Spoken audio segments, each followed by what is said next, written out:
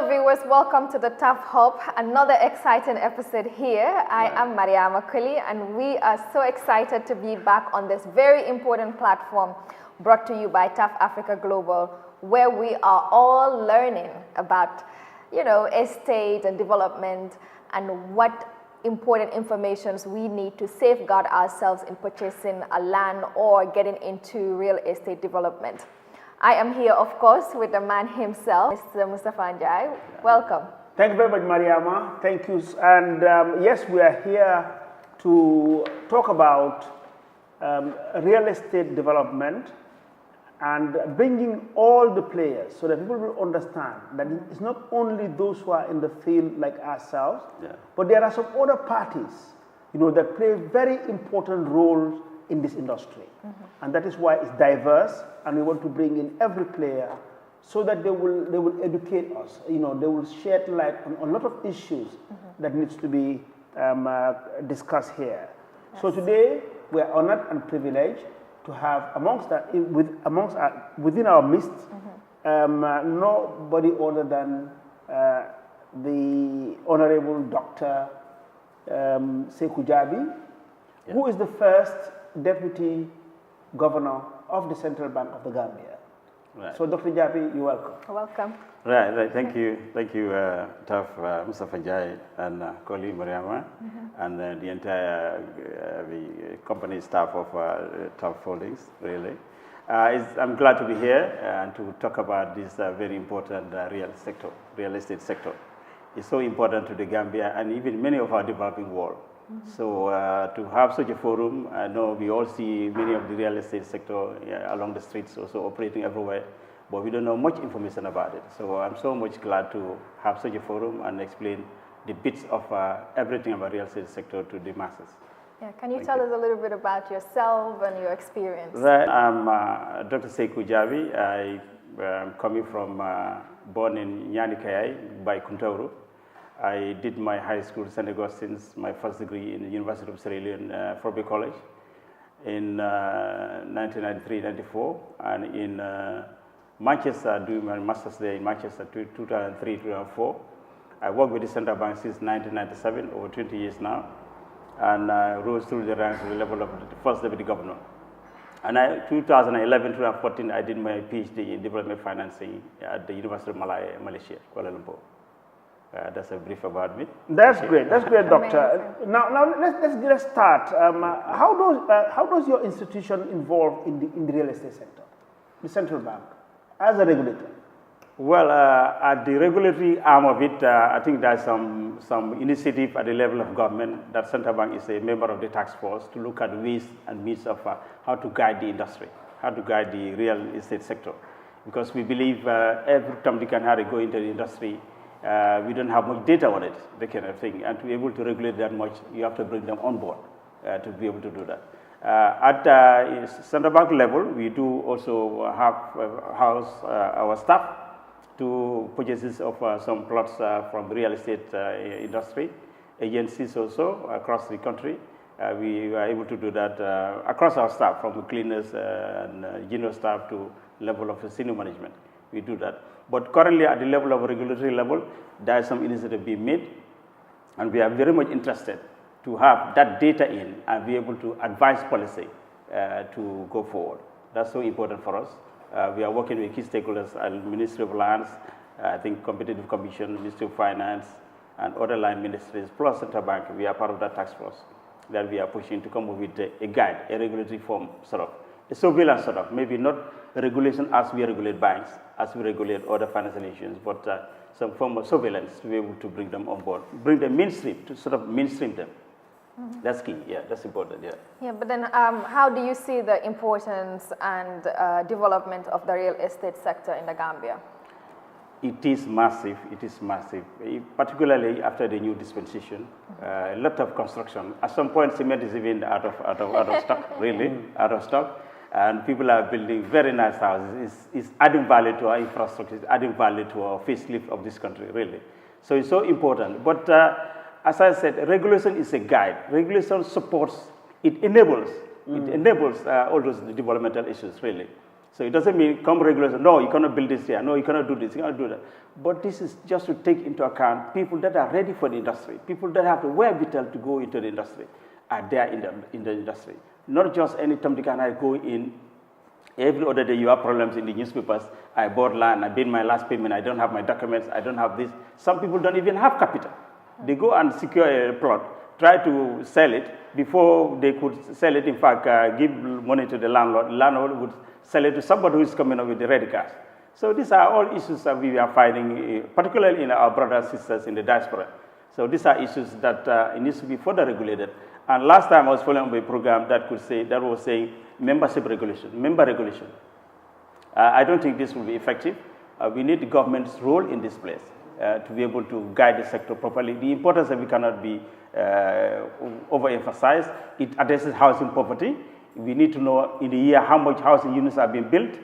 This is adding to quality of life. This is adding to you can even prolong your life because you are in a very well ventilated housing. Sanitary conditions are perfect, that kind of thing. Suddenly you live longer, really.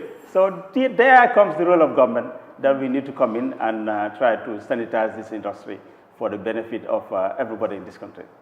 Okay, great. Yeah. But now, Doctor, I want us to focus more on the financial side. Yeah. Because that's really your area. Yes, yes. Obviously, we are aware that you are the regulator as far as financial institutions are concerned. Yes, yes, yes. So what instruments or framework do you have in place in regulating the operations and transactions in this sector? Let me give you an example. Right. We do hear quite often, real estate developers or agents advertising that we can offer a mortgage. Either a payment plan, or we can give you a mortgage for 5 years, 10 years. So as a regulator, because I assume that mortgages should be given by banks or approved financial institutions. So what framework or instruments do you have in place in trying to regulate this? No, as I said, at the level of government, they are working on this. Where the regulation would be housed is still determined. But as I normally said, you can be in any kind of operation. Just like the credit unions, they were saying they are the cooperatives. They are registered on the Cooperatives Act. They can register cooperatives. And they do other activities, but they also do some financing aspect of it, credit, lending, and deposits and all that. And there we are going into another territory of another regulatory body, that is central bank. So whether you like it or not, you are stepping into our mandate area. You must be regulated by us, really. And at the central bank too, under the Non-Bank Financial Institutions Act, we also regulate housing institutions. I don't know whether they are putting real estate sector into that or not, but we are regulating the home finance, a subsidiary of Trust Bank. That's barely credit, but we wanted to see that volume of credit, how it is managed, what are the repayment levels, is it bringing some sustainability as far as the institutional survival is concerned. These are all areas, really. So, but I think, negotiations are going on. I don't want to conclude here as whether it's going to be a central bank or not. But certainly, central bank has the capacity, has the wherewithal, have the instruments in place to regulate real sector for the better. As I said, it's not to bring down the industry. Regulation is supportive. Regulation is an enabler. We are ready to go into this area. Like we did for, as I said, we did for also the bureaus. Bureaus at the time, you have transfers, you may not get your money. So when you want to sanitize it, we came up with a registration requirement. Each bureau must deposit, mandatory deposit at the central bank. It's say $1 million. Say. If people have transfers with you, you are not able to pay it, you take it from that money. No qualms, no trouble, really. So that has been able to sanitize the industry. And today we have a software that all the bureaus, 135 bureaus are on board. 1 minute ago, I can know the level of remittances in this country. 1 minute ago, with the software. I can know the total inflows, the outflows in this country. By a click of the button, even linked to my mobile phone, I can get access.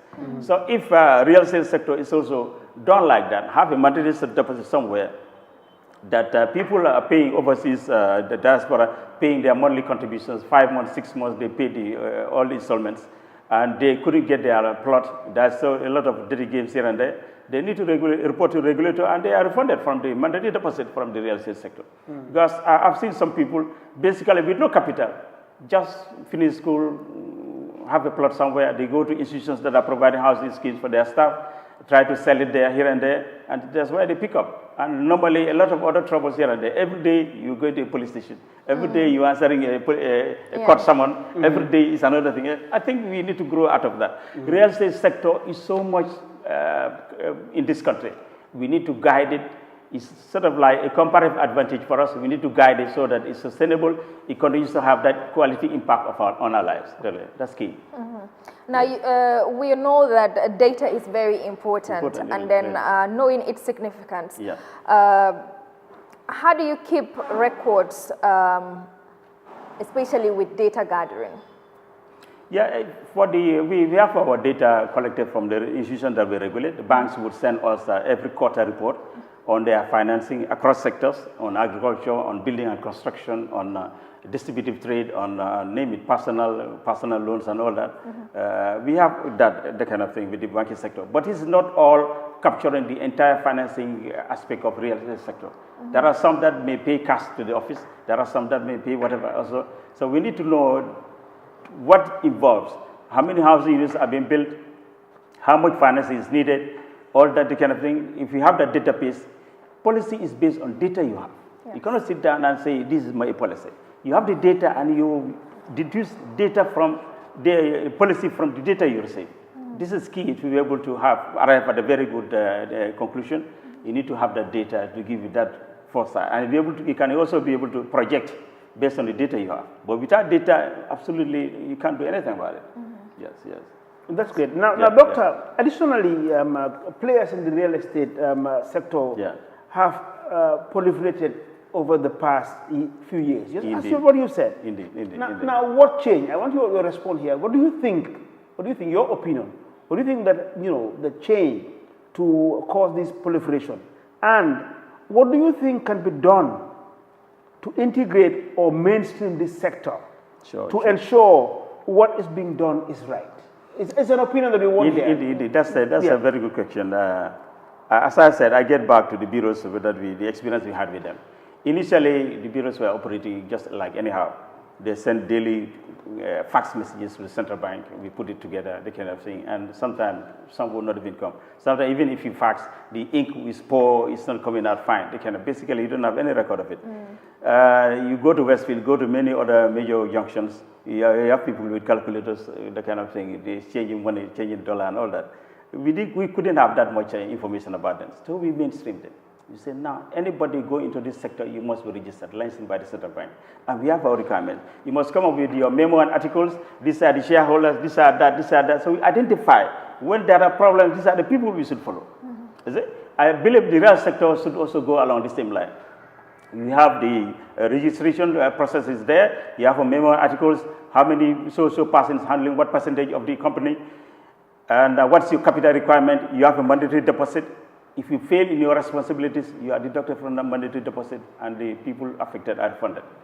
So it needs to be that mainstream so that we have the real effect of it and be able to capture the data to be able to know what is its contribution to our GDP. Nigeria did it in their Nollywood. When they incorporate this into their GDP, they become the largest economy in Africa. Really. So we need to capture, we can know every other corner today, there are constructions going on.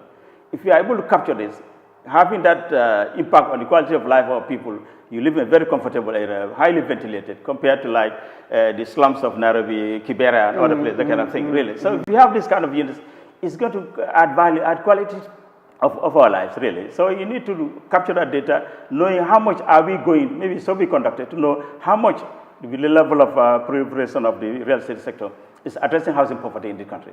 And maybe this could also be cross-country, not only urban-based, great urban area, cross-country. I normally travel across the country. I will see social security tablets everywhere, social security property, service property. I think all those things were being envisaged to have some kind of plans in those areas, really, so that we can reduce the urban-rural drift and all that, the kind of rural-urban drift and all that, and be able to spread this kind of thing across the country. And also follow up your trip in Sierra Leone that you are discussing about all these kind of schemes there. Yeah, but certainly we need to support this sector.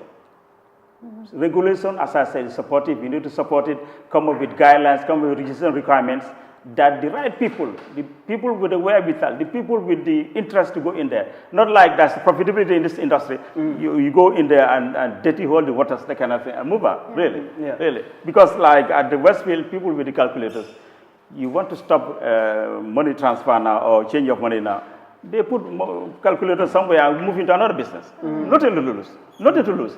But what of people who rented high streets, who are employing hundreds, thousands of people, who are dealing massive, their daily living, their daily lives are into this sector.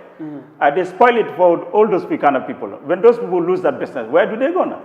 With the kind of heavy investment they have, really. So we need to have that so that even bank licensing, it's not everybody that can come with a bank license. You have to have a level of capital. The people you are introducing as senior managers, shareholders, directors would have to subject to fit and proper. That these are the real people. These are the people with integrity, with that honesty, with that capability, qualifications, academic-wise, professional-wise, to able to run this kind of institution. We have all that at the center bank. We can subject them to all that, really. So I think this is key. Is good for us. So we need to protect it jealously and promote it. But I think this is the same issue with the real estate sector. I think there is no proper censor. Because you see some people will start up a real estate business when they're not even financially sufficient to run that business. And they end up getting stranded if they have to refund their customers. So I hope in the future there will be regulations put in place in that sector as well. They are lucky if they are able to refund them. Some may even they will run away, get refunded. And the other, I can tell you a real story. That was the financial institution, not naming the financial institution, that the core mandate, scope of the business of that financial institution is not into real estate sector. They went and buy, I think, 300, 400 meters by whatever meters, and said they want to sell it to their members. Not even conducting a survey whether their members like even housing or like the location that is being bought, that kind of thing. And they don't have the capital. They went to a bank to take some 20, 25, $30 million to purchase that land. After they thought they have a good news, they come and inform their members, hey, good news, we have a place for you. Where? Maybe Kachime or Kato or Nyofele. No, that's not the area we went. Really. So it became a problem, really. Now to resell that property again, you cannot have that 25, 30 million that is sold it for, that you bought it for, really. And there are problems. And at the end of the day, deposit funds were used to refund that money. It took years, the loan and the interest and all what associated charges to pay, really. At the end of the day, it was a negative impact, negative on the financial institution, really. So we had to get them to play by the book, the kind of rules of the book, that you work according to the scope of your operations, nothing outside that, because you don't have the capacity, you don't have the capabilities to go into the real estate sector, and that's no entry point for you. So that's the end of story that we advise them to do, really. But may I also ask further to that question on what you just said, using that example? Yes. Do we take it that financial institutions like banks cannot be involved in the real estate directly by selling plots or houses? No, well, I think I'm a bit brief about the kind of arrangement you have with some of these banks, really. They can be part of, as you initially said, the mortgaging part of it also. Is that guaranteed when you put in a financial institution in between, really? Or even your employer in between. So that will be very effective. They can deduct the person monthly, be able to pay on time. But if you want the real estate sector and the real estate company and the staff and the customer, salary is not going through you. How can you deduct, really? It's just you are trusting the guy to come up at the end of the day, month he has his salary to come forward and make the monthly payment. But this is going to be much protected when you put in an employer or a financial institution in between. Where my salary goes, we agreed tripartite agreement, the kind of at the end of the month, so amount supposed to deduct from my salary and send to the real estate sector. That's so much convenient, really. So much convenient. But like banks can collaborate with it. It may not be your main function, main area of operation, but you can link up. There is so much partnerships now, that kind of thing. No one person can do all alone. You can always partner with some institutions, either real estate sector or other financial institutions. Or if the amount is that bigger, 3-4 banks can come in to syndicate and be able to take care of those kind of arrangements, really. There's profitability in it, and that's a very secure arrangement. My salary is going in there. The bank is not losing. The real estate sector is not losing. You deduct it and pay conveniently. At the end of the day, payments are all done, no trouble, no quarrels, no demand letter from lawyers here and there, everything, really. Okay. That's Now, key. it is quite obvious that the real estate business provides some gains for the government. Yeah. What is the GDP contribution of this sector? That's what I'm saying. You have to get the data for it to be able to know its level of contribution. And with that, you know, certainly it's going to be significant.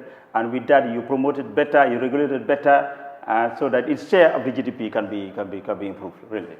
But currently, with the data to work on and be able to support the industry, you have to bring the industry On board. incorporate it first, on board first, be able to know how many are operating in the industry. Even staffing, job creation, you need to capture all that so that we know how much jobs are being created on a periodic basis, really. Most of financing, most of how many housing units are coming up each year. That can be added. I mean, Minister of Finance can even capture it in their budget speech.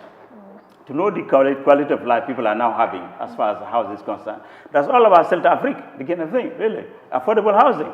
In South Africa, after the black majority rule, there's so much promotion about affordable housing for the majority of people who are living in slums, really. So this has captured so much of South African people, particularly the black majority, and they be able to improve their lives, really. So data has to be there first before you go to the next stage. And data is important to advise policy. And that, if you have that policy, then that's how you can promote the industry. Okay, so I gather maybe we're not capturing enough data in this sector. No. That's what I'm saying. Like in Nigeria, when they started capturing Nollywood or the Nigerian movie film industry, it became largest economy in Africa. Yeah, but at the time they didn't have it. It's like formalizing the informal sector. Okay. Is it informal sector, that kind of thing. At the time, we don't have data for it, but now we are having data for it, and we are capturing in our GDP. Even IMF, World Bank, when they visit Gambia, at the time they were not looking at microfinance. But at the time they started looking at them, very much portfolios are coming in. And the number of people that are also captured in terms of access to credit, access to savings is growing significantly. They started having interest in it. They say we must capture this. Credit unions, they say we must capture this. Well over $1 billion in deposits. And credit well over $900 million in deposits. And these are going through people who may not have the wherewithal to access banks. Microfinance institutions the same. They are also capturing the other type of clientele that are down, the majority, forming the majority of our population, that do not have access to bank products, really, because of the level of sophistication, the level of the banks, really. So these are key to capture them and formalize them, and we add it into our GDP. That can get us somewhere, really. Okay, that's great. Apparently, doctor, cost of housing, it's high and it's increasing by the day. It's really high, and some of us really get accused of our houses not being affordable. I mean, I try not to be too defensive, but try to explain why the cost of housing is high. Mainly dependent on the importation of materials. Right. And this is hugely dependent on the cost of material. Sure. Not only material, but also labor. And the cost of labor is growing higher by the day. Now, I want this answered in two folds. You are here because we want to hear your opinion for who you are. And now, what do you think? How do we address the housing poverty, especially for the lower segment of society? You can come in your response, both in your personal capacity and also if you have anything, from your institution that can be done to address this. What is your opinion on that? Yeah, I think first there comes the role of government. Yes. The role of government. If a real estate sector are to sell, to buy the plots that are to be apportioned and sold, costing them very high, and they are in business, suddenly this will be sold at a profit, at a margin, really. You see. And the other housing materials and labor and all that, the kind of thing, are not calculated, and it's not coming in at the first instance, really. So government could prioritize this if they are to address housing poverty, and suddenly poverty alleviation, poverty reduction is key objective for every government. I see. So this needs to be practicalized, that some area has been allocated for affordable housing, and this could go for relatively cheaper costs. Targeting the level of staff, the kind of thing, I think this could be realized. I remember the Social Security Canopy estates at the time, Bakote estates at the time, was targeting that kind of staff in the civil service. And many of them are able to go through it, and today they finish their payments. And some even extended the building. And where you have your plot, you build your own taste, you are able to build whatever you want in there, really. So I think it's important that most of these things are addressed. But for the labor and the material cost, this may be out of control of the market, because if you are getting some of these things from, say, Turkey, we understand some of the materials are cheaper in Turkey. But if I get it from Dubai or other places and come up with the foreign exchange aspect of it and your profit margin, whatever tax you are paying at the GRA, this could be escalating. And labor cost too, this has no price. These people just think about any kind of price to charge. I'm building, I know exactly what it's costing me, really. So, but I think all that could be addressed if it is mainstream, if it is under regulation, and you can engage all these parties. As I say, it's all partnership, collaboration. You can engage all these parties to see how best we can make out of this real sector. Looking at its importance to house our people, our citizens, to give quality of life to our people. Even healthcare, you can reduce all that bill on healthcare, because we are now living in a very comfortable place. Frequent malaria, common colds and all that we may be prevented, because now you are living in a very comfortable environment. This is possible, really. It's possible. Now, the Asian financial crisis that took place in 1997 destabilized the Asian economy. Can you kindly take us through this? Indeed. In fact, I wrote a paper on this. Yes. Southeast Asian crisis in 1996-97 was because of several reasons. But the real estate sector stood out paramount. Because this is what I was saying, the example I gave about that entity. These people go to the banks, borrow a significant amount of money, build 27, 35-story building. There, you don't buy the entire building. You go and buy flats, maybe 2, 3 flats, the kind of thing, or whatever, self-contained, how many, the kind of thing. And any other person also come.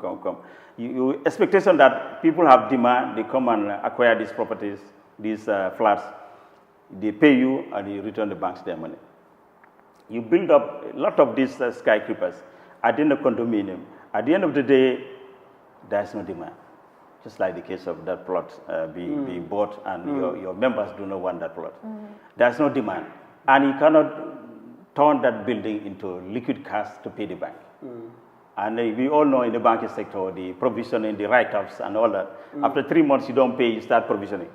1 year, you don't pay, you write it off. The whole amount. That's going to bring down your bottom line. And as banks' bottom line goes down, affects your capital is eroded, the banks go down with you. Really, the banks go down with you. So these are all part of that. It's supposed to be that comprehensive research before you do all this. Before I go to the bank to borrow money, what do I need that money for? You have your small money that you can grow with. You add any additional to be complementing your own funds, so that there's 50-50 contribution. But no bank, in fact, would finance 100% of your project. You have to have your own equity that you can add bank loan to it and go there to finance, really. So for people to go to the bank in real estate sector to do all this kind of thing, first you have to assess the demand.